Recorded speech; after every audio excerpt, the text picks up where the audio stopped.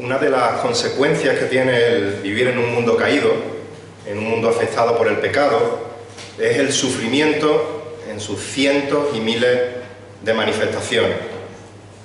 Y como si no fuera suficiente este sufrimiento que vivimos en este mundo, como recordábamos el domingo pasado, los creyentes tenemos un extra añadido al sufrimiento en la tierra por el mero hecho de ser creyentes. Sufrimos el sufrimiento de este mundo y aparte sufrimos persecución, burla, rechazo por causa de Cristo. En Juan 15:18 el Señor Jesucristo dijo que si el mundo os odia, sabéis que me han odiado a mí antes que a vosotros. Y en Juan 16:33 dijo que en el mundo tendríamos tribulación, que en el mundo tendríamos aflicción, aunque luego nos da esas palabras de consuelo de confiar, yo he vencido al mundo. Y los destinatarios de la carta a Santiago, como sabéis, podían hablar por experiencia propia de lo que es el sufrimiento, como digo, con conocimiento de causa. Si recordáis, en el versículo 1 del capítulo 1 de esta carta, Santiago le escribe a las 12 tribus que están en la dispersión. Muchos de estos receptores de la carta estaban siendo o habían sido perseguidos por Herodes Agripa II, y por el mero hecho de ser cristianos, de manera injusta, con mentiras, habían tenido que huir, dejándolo todo, siendo dispersados por el sur de Europa y también por el norte de África. Nosotros, gracias a Dios, todavía, y digo todavía, no somos perseguidos por causa de nuestra fe como estos cristianos, pero como Samuel nos recordaba el domingo y lo ha dicho en diversas ocasiones, tanto nuestro país como nuestro continente, día a día, cada vez más le está dando la espalda a Dios, promulgando leyes perversas que justifican el pecado, y tarde o temprano nos encontraremos en este tipo de persecución por causa de nuestra fe. Y eso es un sufrimiento para el creyente. Y la pregunta es ¿cómo podemos atravesar ese sufrimiento con paciencia de una manera que sea conforme a la voluntad de Dios? Y la respuesta a esta pregunta nos la da Santiago en nuestro texto de hoy. Abramos nuestra Biblia en Santiago capítulo 5 y vamos a leer los versículos del 7 al 11. Santiago capítulo 5, versículos 7 al 11. Santiago 5:7. Por tanto, hermanos, sed pacientes hasta la venida del Señor. Mirad cómo el labrador espera el fruto precioso de la tierra, siendo paciente en ello hasta que recibe la lluvia temprana y la tardía. Sed también vosotros pacientes, fortaleced vuestros corazones porque la venida del Señor está cerca. Hermanos, no os quejéis los unos contra los otros, para que no seáis juzgados. Mirad, el juez está a las puertas. Versículo 10. Hermanos, tomad ejemplo de la paciencia y aflicción de los profetas que hablaron en el nombre del Señor. Mirad que tenemos por bienaventurados a los que sufrieron. Habéis oído de la paciencia de Job y habéis visto el resultado del proceder del Señor, que el Señor es muy compasivo y misericordioso. Hasta aquí la palabra del Señor. Y en esta tarde vamos a ver en este texto, Dios mediante, 3 consideraciones que nos ayudan a atravesar el sufrimiento con paciencia. 3 consideraciones que nos ayudan a atravesar el sufrimiento con paciencia. En los versículos 7 y 8 veremos que para atravesar el sufrimiento con paciencia tenemos que considerar la venida del Señor. En el versículo 9 tenemos que considerar el juicio del Señor. Y para atravesar el sufrimiento con paciencia, en los versículos 10 y 11 tenemos que considerar la misericordia y la compasión del Señor. 3 consideraciones que nos ayudan a atravesar el sufrimiento con paciencia. En primer lugar, considera la venida del Señor. En el capítulo 1, en el versículo 2, ya nos dijo Santiago, les decía a sus oyentes, tened por sumo gozo, hermanos míos, cuando os halléis en diversas pruebas. Y ahora va a retomar ese argumento y va a profundizar en ese tema. El versículo 7 comienza diciendo, por tanto, está conectando su argumento con lo que ha dicho anteriormente. ¿Y qué ha dicho anteriormente en los versículos 1 al 6? Bueno, pues vimos como una serie de ricos oprimían a estos creyentes, los cuales eran pobres en su mayoría, los oprimían en sus trabajos, robándoles parte de su dinero pagándoles tarde o incluso sin llegar a pagarles, los cuales le ponían en una situación extrema de sufrimiento, porque como digo, muchos de ellos eran pobres y eso podía significar incluso su muerte, ya que no tenían que llevarse a la boca. Y en medio de esta aflicción es curioso que la exhortación de Santiago a esta gente que estaba siendo oprimida por unos impíos les dice: por tanto, en base a este sufrimiento que estáis recibiendo, hermanos, sed pacientes. Esta palabra paciencia en el original es macrozumía y puede traducirse al español como longanimidad, una palabra de nuestro castellano que cada vez se usa menos, que significa largura de ánimo, longanimidad. Y esta palabra implica paciencia, pero tiene una connotación que la diferencia de otro tipo de paciencia, y es que la longanimidad es la paciencia para soportar a otros. Es la paciencia para soportar a personas. Longanimidad no es sinónimo de resignación, sino que es la capacidad de no pagarle al otro con la misma moneda, sino responder en medio de la prueba que otro te causa, en medio del sufrimiento que otro te causa, de manera que agrade a Dios, de manera que glorifique a Dios nuestra respuesta. Si el mundo nos presiona a hacer algo que está en contra de lo que Dios nos manda, o si nos presiona a no hacer algo que Dios sí nos manda a hacer, no tenemos que tener paciencia y aguantar esto, sino que nos tenemos que obedecer a Dios antes que a los hombres, dice Hechos 5:29. Pero en el caso de la opresión por causa de nuestra fe, la palabra de Dios no nos manda a rebelarnos contra el gobierno opresor, sino que nos manda a soportar con sufrimiento, o el sufrimiento, perdón, con longanimidad, con paciencia. Resistir la burla, la injusticia, el rechazo con paciencia. Ahora bien, todos hemos escuchado la frase: la paciencia tiene un límite. La pregunta es: ¿hasta dónde llega el límite de la paciencia de los cristianos? La respuesta nos la da el versículo 7. Por tanto, hermanos, sed pacientes hasta la venida del Señor. En el versículo 4, Santiago nos decía que el clamor de estos oprimidos había llegado a los oídos del Señor de los ejércitos. En el versículo 5 anunció juicio contra esos opresores, diciéndoles que estaban engordando sus corazones para el día de la matanza.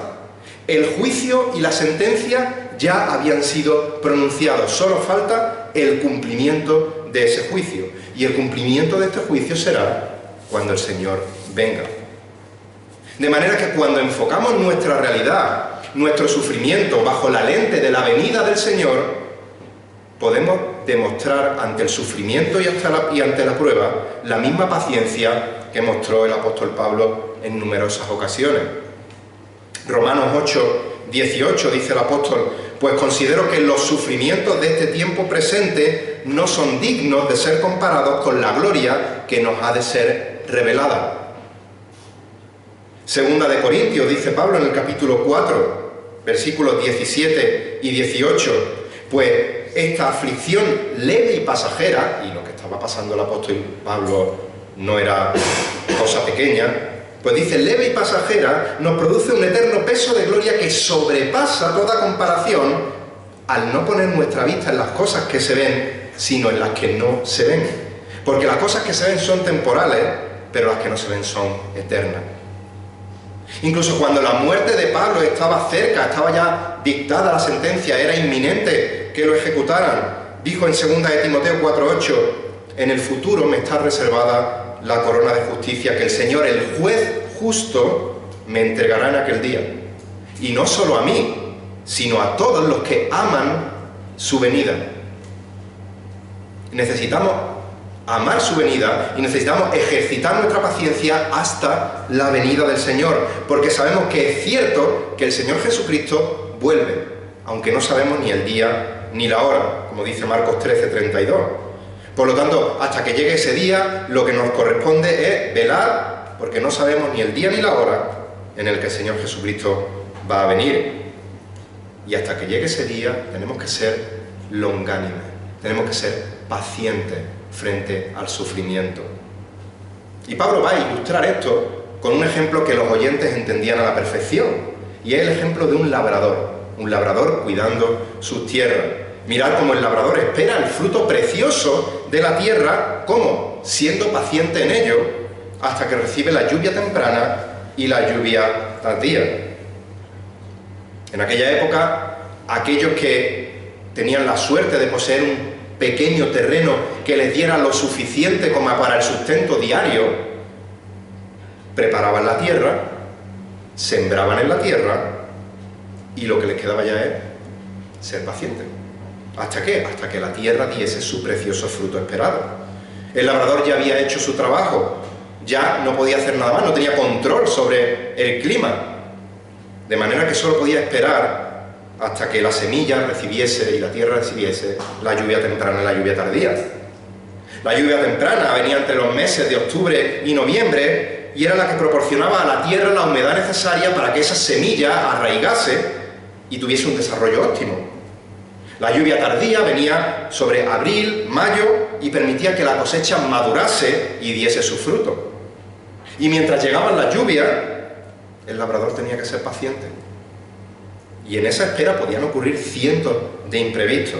Sequía, que no llegasen esas lluvias, plagas, que viniesen los animales, se comiesen la semilla. Incluso si todo iba bien y venía la lluvia temprana, la lluvia tardía, él no podía anticipar cuál iba a ser el resultado de la cosecha. Pero el labrador esperaba con paciencia y con ilusión la llegada del deseado y precioso fruto. Y con esta ilustración tan gráfica en mente, Santiago les dice a sus hermanos, versículo 8, «Sed también vosotros pacientes». Mientras esperamos la venida del Señor, puede venir pruebas, problemas, enfermedades, pérdidas de seres queridos, situaciones que se escapan a nuestro control, pero no se escapan del control del Dios soberano. Tenemos que esperar con paciencia, descansando en nuestro Dios, con la esperanza segura de que va a llegar el momento en que ese precioso y esperado fruto, entre comillas, de la venida del Señor, va a llegar. Y cuando venga, los impíos serán juzgados y nosotros disfrutaremos de su presencia y de poder alabarle por la eternidad. A la vista de esta preciosa verdad, Santiago sigue diciendo, «Sed también vosotros pacientes, fortalecer vuestros corazones, porque la venida del Señor está cerca». No sabemos ni el día ni la hora, ya lo hemos dicho, pero la venida del Señor está cerca. Y podemos preguntar, ¿cómo que cerca? Santiago escribió eso hace casi 2000 años y no ha venido. Bueno, la palabra cerca en el original significa acercar, significa aproximar, significa arrimar. Y Santiago no está hablando de cercanía en cantidad de tiempo, en cronómetro, sino que está hablando de cercanía en sentido de cronología. Es decir, la venida del Señor es el siguiente acontecimiento que va a ocurrir en el calendario profético. Es el próximo, está cerca, se arrima, se aproxima, es lo siguiente que va a ocurrir. ¿Cuándo? No lo sabemos. Sabemos que casi 2000 años más cerca que cuando Santiago escribió. Pero saber que esto va a suceder de manera segura, de manera inevitable, aunque no sepamos cuánto, hace que podamos fortalecer nuestros corazones. El verbo fortalecer significa afirmar con determinación, asegurar, confirmar, estar firme en una opinión o en una idea. Es el mismo verbo que se utiliza en Lucas 9, versículo 51, para hablar de la actitud firme que mostró el Señor Jesús cuando sabía que tenía que ir a Jerusalén y que eso significaría su muerte. Lucas 9:51, y sucedió que cuando se cumplían los días de su ascensión, él con determinación afirmó su rostro para ir a Jerusalén. Santiago no está hablando de una fortaleza física, Santiago está hablando de fortalecer el corazón. Nos exhorta que en medio del sufrimiento nos mantengamos firmes en la fe, con paciencia, con longanimidad, esperando gozosos esa venida del Señor. Pero ¿dónde encontramos esa firmeza? ¿Dónde está ese cimiento estable en el que arraigarnos para permanecer fiel, para fortalecer nuestra fe? Pues en las palabras inconmovibles de Dios, en la verdad inamovible de Dios. Ante la noticia de que los hermanos de Tesalónica estaban pasando por sufrimiento, por persecución, el apóstol Pablo les dice en 1 de Tesalonicenses capítulo 3, versículo 2, 1 de Tesalonicenses 3, 2, enviamos a Timoteo, nuestro hermano y colaborador en el Evangelio de Cristo, para fortaleceros y alentaros respecto a vuestra fe. Este fortaleceros es la misma palabra que usa Santiago en el versículo 8. ¿Y cómo iba Timoteo a fortalecer a estos hermanos que estaban sufriendo? Mediante el Evangelio de Cristo, hemos leído. Mediante la predicación fiel de la palabra de Dios. El único cimiento sólido en el que podemos aferrarnos con firmeza los cristianos. En el caso de la carta de Santiago, mientras más conocemos lo que dice la palabra de Dios en cuanto a la venida del Señor, mejor podremos afrontar el sufrimiento con paciencia, con una actitud correcta, perseverando en nuestra carrera hacia la meta para obtener el premio del supremo llamamiento de Dios en Cristo Jesús, como dice Filipenses 3:14. De manera que Santiago nos está mostrando tres consideraciones que nos ayudan a atravesar el sufrimiento con paciencia. En primer lugar, considera la venida del Señor. En segundo lugar, considera el juicio del Señor. Versículo 9, hermanos, no os quejéis los unos contra los otros. ¿Para qué? Para que no seáis juzgados. Mirad, el juez está a las puertas. Os voy a poner unas situaciones hipotéticas que seguro que ninguno de vosotros ha pasado nunca en esta vida. ¿Has tenido un mal día en el trabajo? ¿Tienes algún problema difícil de solucionar? ¿Estás malo y te duele la cabeza? ¿Y llegas a casa y tus hijos se están portando mal? ¿O se están portando bien pero están jugando, están haciendo mucho jaleo? De manera que pierdes rápidamente la paciencia y les gritas o les disciplinas con ira. Seguro que eso no os ha pasado a ninguno de vosotros. Otra situación hipotética.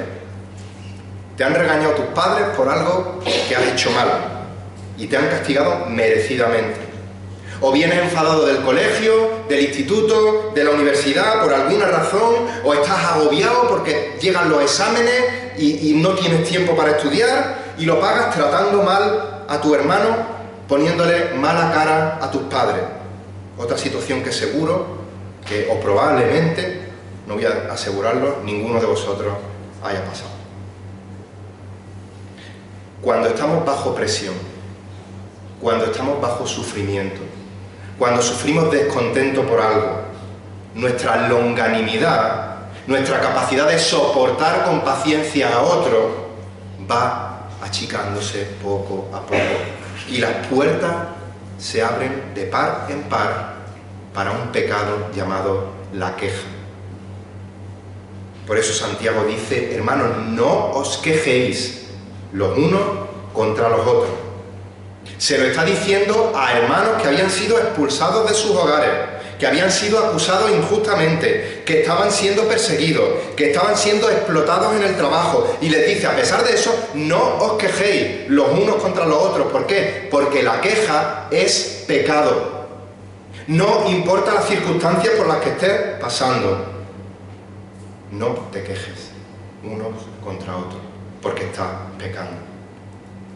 Recordemos el pueblo de Israel. Rápidamente, estaban en Egipto bajo la esclavitud, maltratados, explotados en el trabajo. Dios les libera por medio de Moisés con grandes maravillas, con grandes milagros. Están en el desierto, son libres. Dios les provee el maná necesario para comer diariamente. Y el pueblo se queja y añora la comida que comían en Egipto. No se acordaban de los latigazos. No se acordaban del maltrato, del trabajo de sol a sol, de su vida de esclavo. Pero así es el corazón del hombre, engañoso, olvidadizo, desagradecido, traicionero y quejica. Pero no solo es pecado la queja audible, sino que Santiago en este versículo se refiere sobre todo a la actitud interna de queja, que puede ser que no lo hagas en voz alta, pero que sepas que el Señor está viendo tu corazón. De hecho, la palabra que se traduce por queja en el original significa gemir dentro de uno. refunfuñar, suspirar. Eso significa queja en el original. Si permitimos que esta queja arraigue en nuestros corazones, se convertirá en raíz de amargura. Como leí esta mañana a un querido hermano, aplicándolo a este texto, él no hablaba de este texto, pero la persona que peca quejándose de la paja en el ojo ajeno, lo que hace en ocasiones es esconder el pecado de la viga de su propio ojo. Y lo peor es que esa queja pecaminosa muchas veces se propaga como la pólvora y hemos de estar alertas para hacer un cortafuegos radical, para impedir que el incendio se propague, no creyendo de primeras cualquier queja que llegue a nuestros oídos. No importa de quién venga, sino que hemos de ser sabios en conocer todas las versiones, toda la información, y ser sabios para analizarlo todo a la luz de la palabra de Dios y actuar de la forma correcta. Samuel está predicando sobre José los jueves. A pesar del sufrimiento, José, ejercitaba piadosamente la paciencia y la longanimidad, porque confiaba en que Dios era el que permitía cada cosa que le estaba aconteciendo en su vida y que le estaba pasando por la soberana y buena voluntad de Dios. Y al final él entendió que sus hermanos pensaron hacerle mal, pero Dios lo tornó para bien. Génesis 50:20. Y yo no sé por qué prueba estás pasando, qué pruebas puedes pasar en el futuro, o incluso qué pruebas has pasado ya, pero que aún siguen afectando de alguna manera en tu corazón. Yo no sé si algún día conocerás o conoceremos el final de la historia como lo conoció José, o lo entenderemos cuando estemos con el Señor. Pero el mandamiento es claro: hermanos, no os quejéis los unos contra los otros. Y explica la razón. Hay una seria advertencia. ¿Para qué? Para que no seáis juzgados. Dice la Reina Valera: para que no seáis condenados. Santiago nos ha estado hablando a lo largo de la carta del peligro del mal uso de la lengua, del pecado de la murmuración y de hablar mal de otros. Y por eso sigue advirtiendo: y no os quejéis los unos contra los otros. Cuando escuchamos a un creyente quejarse contra otros, debemos decirle de manera firme, con amor, pero de manera firme: hermano, hermana, estás pecando abiertamente. Y esto es algo que Dios condena con severidad. Las palabras de Santiago no son para tomárselas a la ligera. No os quejéis los unos contra los otros para que no seáis condenados, para que no seáis juzgados. Y ya hemos visto en Romanos 8 que no hay condenación para los que están en Cristo Jesús. No hay posibilidad alguna de que un creyente genuino pierda su salvación. Pero nuestro pecado no queda en esta tierra sin consecuencia, porque Dios al que ama disciplina y azota al que todo el que recibe por hijo, dice Hebreos 12:6.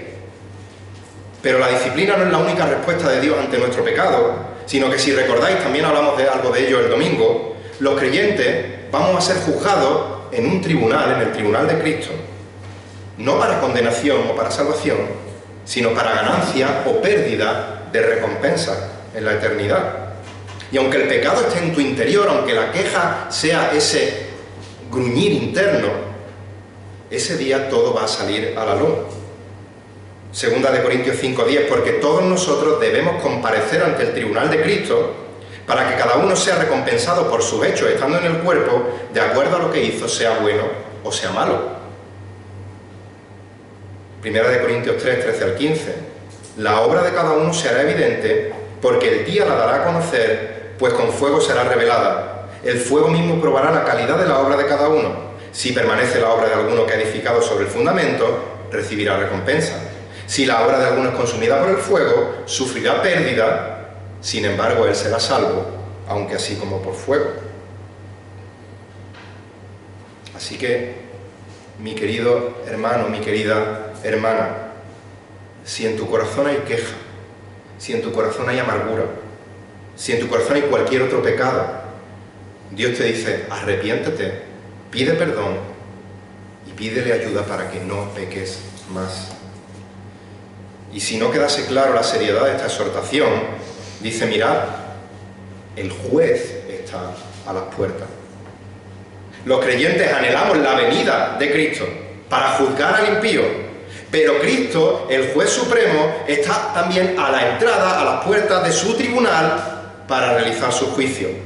Y esto por un lado es para echarse a temblar, pero por otro lado es de aliento, es de ánimo para quebrantarnos ante Dios, arrepentidos de nuestra queja, de nuestro orgullo, de nuestra soberbia, de nuestra falta de paciencia, y es una gran motivación para rogarle: fortalece mi paciencia, mi longanimidad, mi capacidad de soportar a otro y de no quejarme contra otro.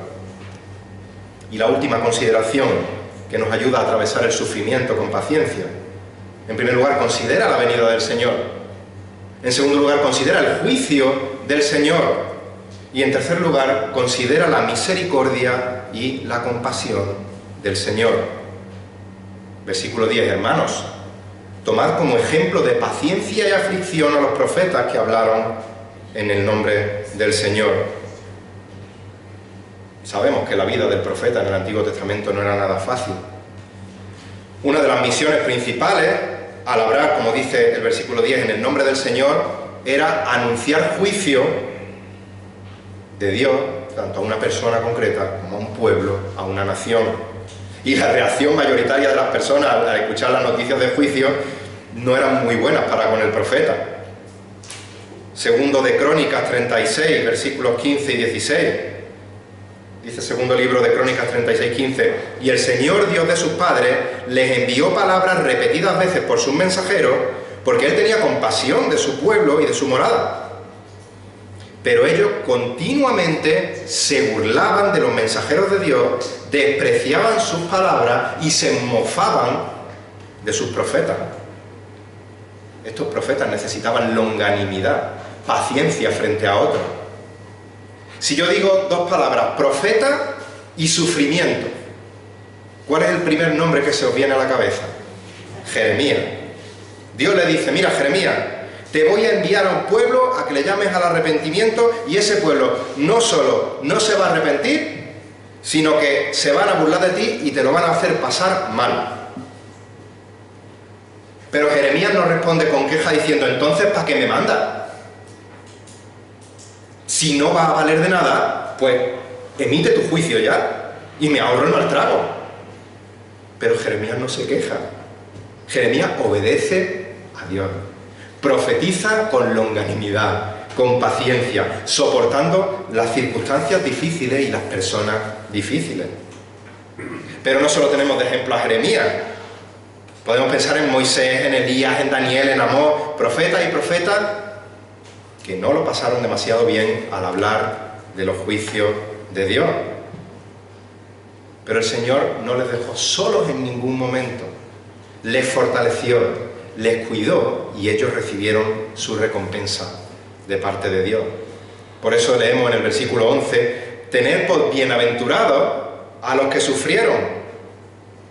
Tenemos por dichosos, por bienaventurados a estos que sufrieron, porque al igual que José, conocemos el final de su historia, y sobre todo porque conocemos el final de la historia con mayúscula. Sabemos que al final de la historia, estos profetas y todos los creyentes recibiremos recompensa eterna. Bienaventurado el hombre que persevera bajo la prueba. Santiago 1:12, porque una vez que ha sido aprobado recibirá la corona de vida que el Señor ha prometido, es segura, a los que le aman. El Señor Jesucristo dijo en Mateo 5, 11 y 12: bienaventurados seréis cuando os insulten y cuando os persigan y digan todo género de mal contra vosotros falsamente por causa de mí. Regocijaos y alegraos, porque vuestra recompensa en los cielos es grande, porque así persiguieron a los profetas que fueron antes que vosotros. A pesar del sufrimiento, los hijos de Dios somos bienaventurados, porque nuestras recompensas no son terrenales, sino que son celestiales y eternas. Y vamos a recibir esta recompensa, dice Santiago, por la misericordia y por la compasión que Dios tiene para con nosotros. Versículo 12: habéis oído de la paciencia de Job y habéis visto el resultado del proceder del Señor. que el Señor es muy compasivo y misericordioso. Y creo que todos conocéis la historia de Job. En resumen, muy resumido, Job era un hombre piadoso, muy rico, tenía posesiones, tenía gran familia. Y Satanás llega un día y le dice a Dios: mira, este Job se porta tan bien, no porque te ame, sino porque, macho, así cualquiera. Con todo lo que tiene, ¿cómo no se va a portar bien? Quítale lo que tiene y ya verás cómo no te va a querer tanto. Así que Dios permite que Satanás toque todo lo que tiene Job, excepto su vida. No puede matarlo. Así que, en un abrir y cerrar de ojos, Job pierde a su hijo, a su hija, a sus criados, sus ganados, enferma gravemente, su mujer le dice que maldiga a Dios y que se muera. Fíjate, la mujer es la única que quedó con vida y quedó para decirle eso. Job 2:10. Y a pesar de eso, él no renegó de Dios. Demostró que su amor por Dios era genuino y lo hizo demostrando paciencia. Ahora, la palabra que se traduce aquí por paciencia no es la misma que hemos visto antes, que se traduce por longanimidad, esa palabra rara macrozumía, que es la capacidad de tener paciencia con otro, sino que es la palabra hupomone, y tiene que ver, o se podría traducir como perseverancia. Y en este caso es paciencia para soportar no a las personas, sino a las circunstancias difíciles. Se complementan las dos. Soportar con paciencia a las personas, soportar con perseverancia las circunstancias. ¿De qué manera mostró Job esa perseverancia en medio del sufrimiento? Job 1:22. En todo esto Job no pecó ni culpó a Dios. 2:10. ¿Aceptaremos el bien de Dios y no aceptaremos el mal? En todo esto no pecó Job con sus labios. 13:15 dice al principio: aunque él me mate, en él esperaré. Paciencia. ¿Qué resultado tuvo la paciencia de Job? La que dice Santiago. ¿Qué resultado tuvo la perseverancia en medio del sufrimiento? No solo le fue restituido todo lo que perdió, sino que se le dio el doble de lo que perdió. Por eso dice Santiago: habéis oído la paciencia de Job y habéis visto el resultado del proceder de Dios. El resultado del proceder de Dios, que le dio el doble de lo que perdió. ¿Y por qué lo hizo el Señor? Porque es muy compasivo y misericordioso. Las pruebas, el sufrimiento, hicieron que Job conociese a Dios de una manera que a lo mejor no podría haberlo conocido de otra forma, sino mediante el sufrimiento. Por eso, en el capítulo 42, versículo 5, dice: he sabido de ti solo de oídas te había oído, pero ahora mis ojos te ven. Por medio de la perseverancia, en medio de la prueba, en medio del dolor, en medio de la opresión, podemos conocer mejor la compasión y la misericordia de Dios.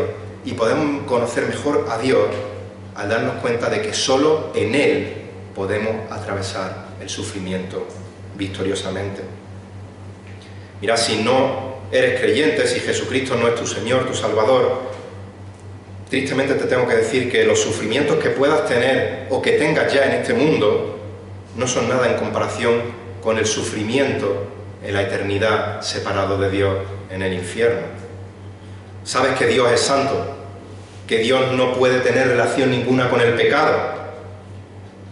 Pero si alguien es un ejemplo de paciencia suprema, es Dios, el cual es lento para la ira y está soportando con paciencia tu pecado, dándote la oportunidad para que hoy te arrepientas de tu pecado, que vayas a los pies de Cristo, arrepentido por fe, pidiéndole que sea tu Señor, tu Salvador, que tenga misericordia de ti.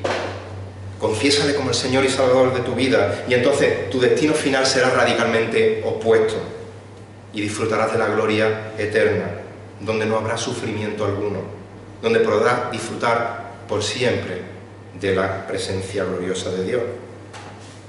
Y si eres creyente, y vamos terminando, yo te pregunto: ¿cómo respondes ante el sufrimiento que te producen otras personas? ¿Cómo respondemos, me incluyo, ante el sufrimiento que nos causan otras personas? ¿Respondemos con ira, tratando de reclamar un pago porque nuestro honor ha sido atacado? ¿O respondemos con longanimidad, con paciencia, descansando en que Dios es el juez justo y que Él se va a encargar de poner cada cosa en su lugar a su debido tiempo. ¿Te quejas contra otros?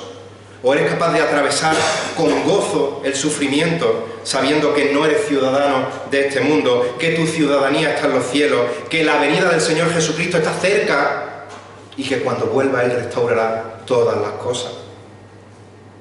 ¿Te aferras a Dios y a su palabra en medio del sufrimiento para poder conocer mejor a Dios y poder depender más de Él?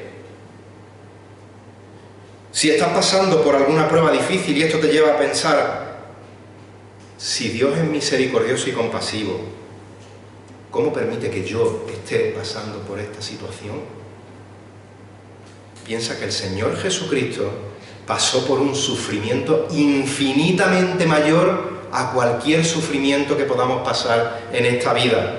Y lo hizo porque fue misericordioso y compasivo con nosotros.